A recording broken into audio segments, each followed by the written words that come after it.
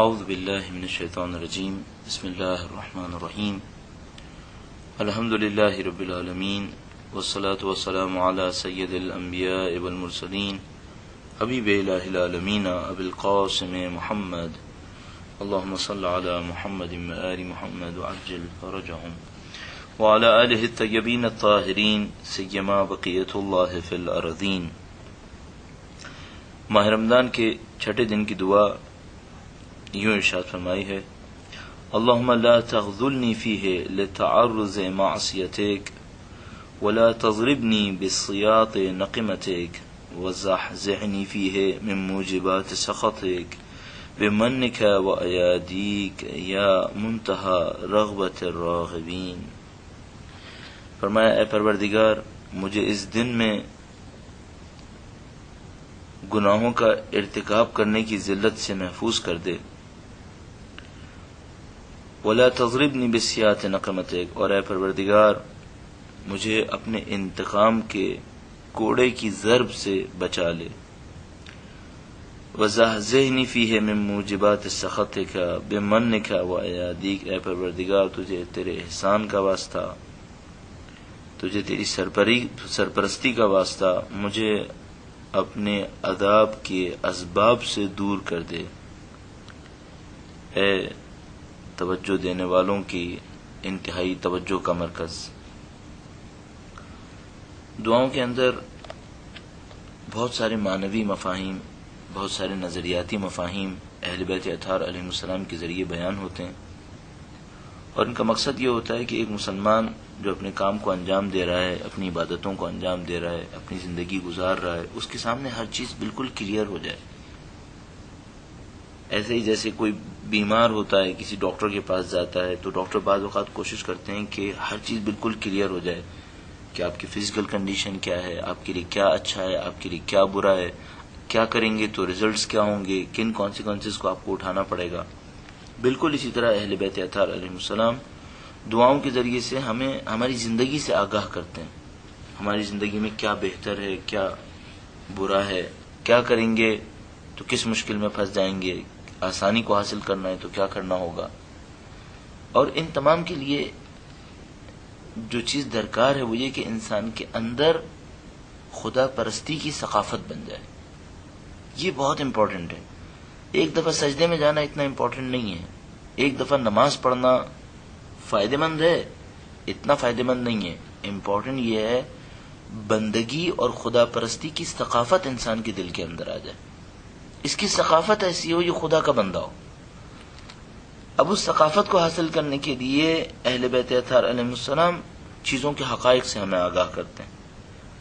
اب دیکھیے یہاں پہ لکھا ہے اللہم لا تخذلنی، اے خدایا مجھے پستی میں مبتلا نہ کر۔ کس چیز کی پستی میں مبتلا نہ کر؟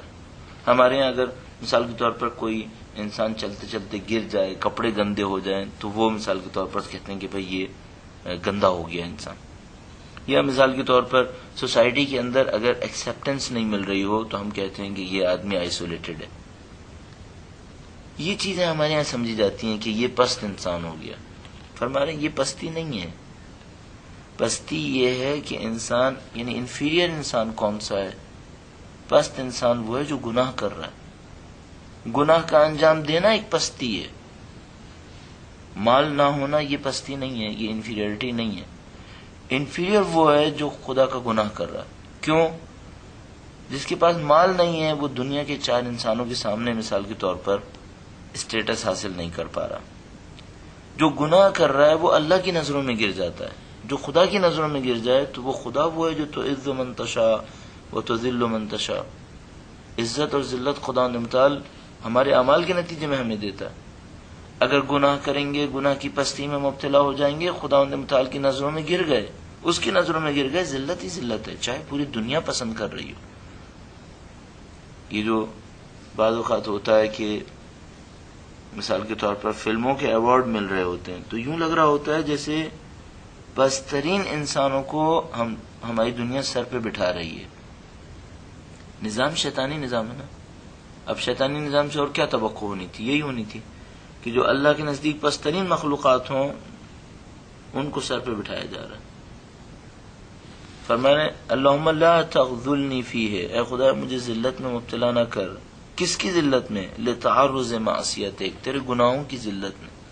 گناہ ہونا ذلت ہے، گناہ کے ہوتے ہوئے کوئی عزت نہیں ہے. اب یہ ہمارے بچوں کو اگر سمجھ میں آ جائے تو بہت اچھا ہے. پہلے ہمیں سمجھ میں آ جائے کہ گناہ ہونا ذلت ہے، مال نہ ہونا ذلت نہیں ہے. وَلَا تَضْرِبْنِي بِالسِّيَاطِ نَقِمَتِكَ، اے پروردگار اپنے انتقام کا کوڑا مجھے نہ مار. یہ لفظی ترجمہ بنے گا، انتقام کا کوڑا مجھے نہ مار. خدا متعال کا ایک انتقام ہے، اس کا غیظ و غضب ہے. جب وہ غیظ و غضب میں آ کر کسی کو سزا دیتا ہے وہ سزا بری سزا ہے.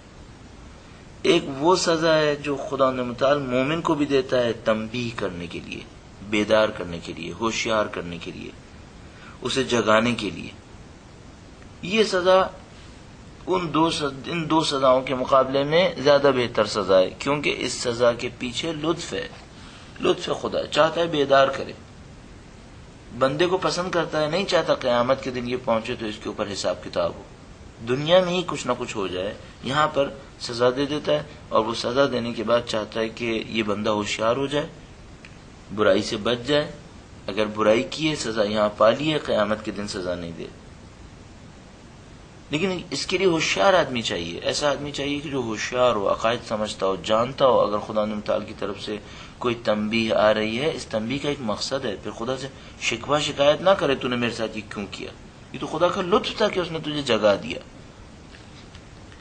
ایک سزا وہ ہوتی ہے جو خدا متعال کے غیظ و غضب کا نتیجہ ہے. یہ کس بندے کو ہوتی ہے؟ یہ اس بندے کو ہوتی ہے جس نے پہلے گناہ کیا، خدا نے اسے تھوڑا تنبیہ کیا، ہوشیار کیا کہ جاگ جائے، نہیں جاگا اور بدبخت ہوا اور گناہ کیا.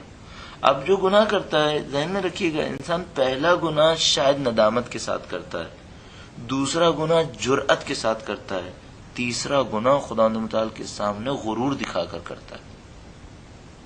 مسئلہ 3 عدد کا نہیں ہے، مسئلہ 3 مراحل کا ہے.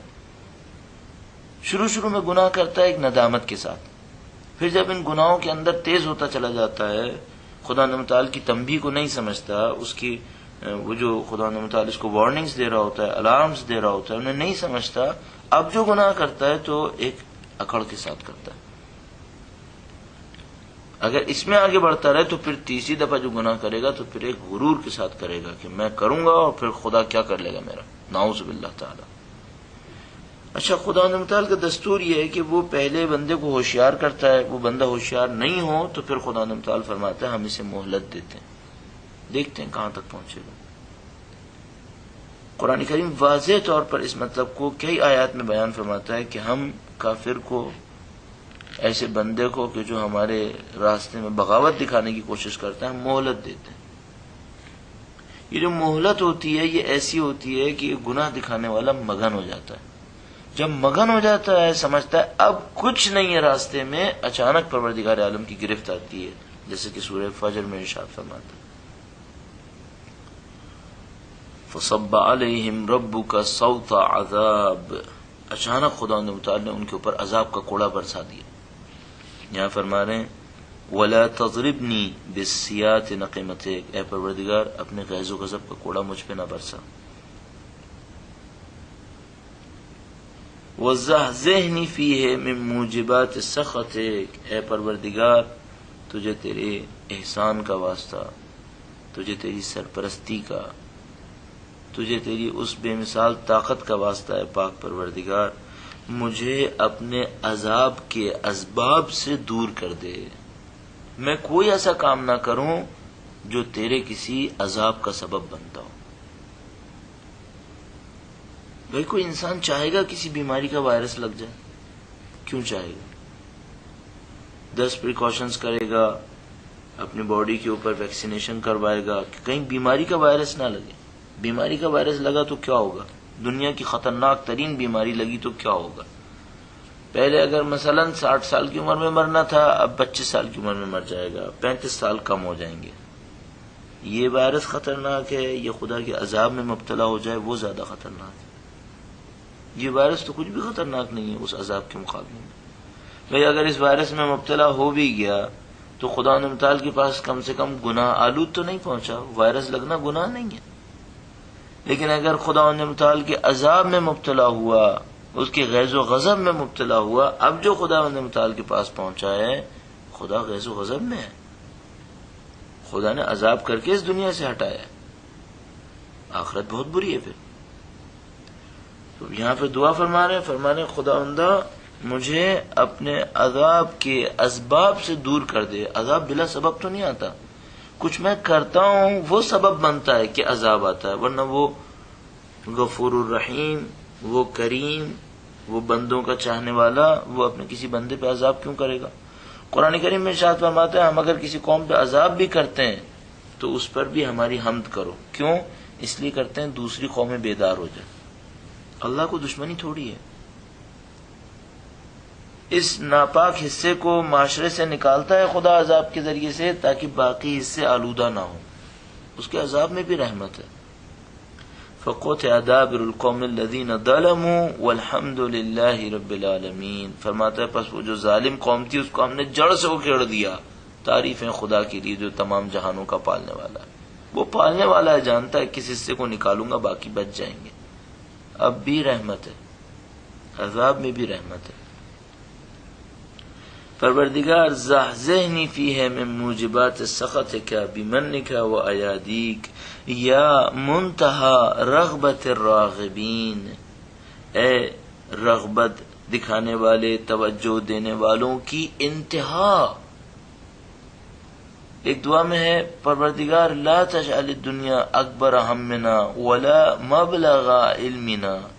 اے پروردگار ایسا نہ ہو کہ دنیا ہمارا اصلی ہم و غم بن جائے، ایسا قرار نہ دے. لا تجعل الدنیا اکبر ہمنا، دنیا ہمارا اصلی ہم و غم نہ بن جائے. کچھ بھی کریں دنیا کے لیے یہ نہ ہو. ولا مبلغ علمنا، ہمارے علم کی تمام تر انتہا دنیا کے اندر رہے، یہ نہ ہو خدا. ہمارا علم، ہمارا ہم و غم، ہماری توجہ تیری ذات ہو. دنیا تو ایک راستہ ہے، ایک وسیلہ ہے. دنیا میں تو رہنا ہے تاکہ تیرے نزدیک مقام حاصل کرنا ہے. خدا متعال نے دنیا کو اس لیے نہیں رکھا کہ دنیا میں ہمیشہ کے لیے رہنا ہے. دنیا کو ایک وسیلے کے طور پہ رکھا ہے. فرمایا الدنیا مزرعۃ الآخرہ. یہ جملہ بہت سادہ ہے، 3 الفاظ ہیں اس کے اندر، انتہائی عمیق ہے. الدنیا مزرعۃ الآخرہ، دنیا آخرت کے لیے ایک کھیتی ہے. دنیا اصلی نہیں ہے. کون کھیت کے اوپر تو زندگی نہیں گزارتا؟ کھیت میں بوتا ہے، کاٹتا ہے، فصل جاتا ہے، زندگی کہیں اور گزارتا ہے. یہ آخرت کی کھیتی ہے. یا منتہا رغبت الراغبین، اے توجہ دینے والوں کی انتہا. میری توجہ کی انتہا دنیا نہ ہو، دنیا گزرنے کی جگہ ہو، دنیا وسیلے کی جگہ ہو. اس دنیا کو گزر جاؤں تاکہ خدا تک پہنچ جاؤں. منتہا رغبت، میری رغبت کی انتہا، میری توجہ کی انتہا خدا کو ہونا چاہیے. اور بہت واضح طور پہ سمجھ میں آ جاتا ہے کس کے لیے دنیا اصلی ہے، کس کے لیے آخرت اصلی ہے، کس کے لیے دنیا کی عزت اصلی ہے، کس کے لیے اللہ کی دی ہوئی عزت اصلی ہے. جو جس چیز پر قربان کر رہا ہو اس کا مطلب ہے کہ قربان ہونے والی چیز فرعی ہے، جس کی خاطر قربان کر رہا ہے وہ اصلی ہے. نماز کا وقت آیا، میں نے نماز نہیں پڑھی، کچھ اور کیا، اس کا مطلب ہے جو کچھ اور کیا وہ میرے لیے اصلی ہے، نماز میرے لیے فرعی ہے. خدا متعال کی طرف سے کوئی مالی ذمہ داری آئی، اس کو میں نے پورا نہیں کیا، کوئی اور کام کیا، اس کا مطلب ہے وہ میرے اصلی ہے، یہ میرے لیے فرعی ہے. خدا کا حکم آیا، میرے نفس نے کچھ اور کہا، میں نے وہ کیا جو میرے نفس نے کہا تھا، اس کا مطلب ہے میرا نفس میرے لیے اصلی ہے، خدا کا حکم میرے لیے فرعی ہے، سائیڈ میں ہے. یہ ہماری مشکل ہے. ہماری زندگی کے اندر اصل خدا بن جائے، یہ سب سے بڑا مارکا ہے. بس عزیزان محترم، اس ماہ مبارک رمضان کی برکتوں سے فائدہ اٹھائیے. اہل بیت نے اس دعا کے اندر جو ہمیں کہا وہ 3 امپورٹنٹ پوائنٹس یہاں پر بیان ہوئے. لا تخذلنی فیہ لتعرض معصیتک، اے پروردگار اپنے گناہوں کی پستی میں مجھے مبتلا نہ کر. یہ جو ہم کہتے ہیں تو نہ کر، یعنی مجھے ایسی توفیق دے دے کہ میں اس سے بچ جاؤں. ولا تضربنی بسیات نقمتک، اے پروردگار اپنے عذاب کا کوڑا میرے اوپر نہ برسا، یعنی میں ایسا ہو جاؤں کہ پھر تیرا عذاب مجھ پر نہ آنا ہو، تیری رحمتیں مجھ پر آنی ہو۔ وَزَحْزِنِ فِيهِ مِن مُوجِبَاتِ سَخَطِكَ، اے پروردگار مجھے اپنے عذاب کے اسباب سے دور کر دے، میں اتنا عقل مند ہو جاؤں تیرے عذاب کے اسباب کو دیکھوں کہ یہ سبب بنے گا عذاب کا، فوراً دور ہو جاؤں۔ بِمَنِّكَ وَأَيَادِيكَ، تجھے تیرے احسان کا واسطہ، یا منتہا رغبت الراغبین، اے توجہ دینے والوں کی انتہا۔ پروردگار سے دعا کرتے ہیں، پاک پروردگار ماہ رمضان میں ہمیں اپنے نفس کی اصلاح کرنے اور خدا کی سمجھ بڑھنے کی، اولیاء الہی کی، امام زمانہ علیہ السلام کی خدمت کرنے کی توفیق عنایت فرما۔ ربنا تقبل منا انک انت السمیع العلیم برحمتک یا ارحم الراحمین۔ اللهم صل على محمد وآل محمد